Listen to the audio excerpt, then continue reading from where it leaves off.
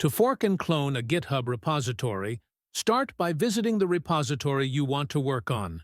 In this case, the Node.js Express project, which you can find at this link.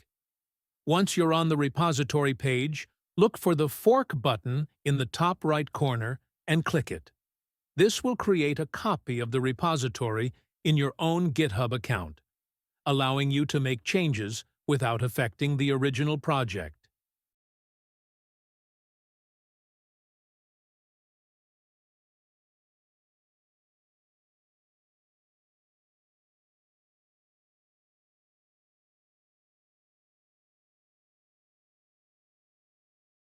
Next, go to your forked repository, the copy in your account, click the green Code button, and select the HTTPS option to copy the repository URL.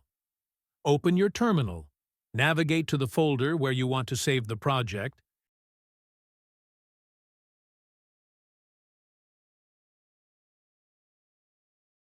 and type the command git clone, replace with the copied link. Press Enter, and the repository will be downloaded to your computer, ready for you to explore and work on.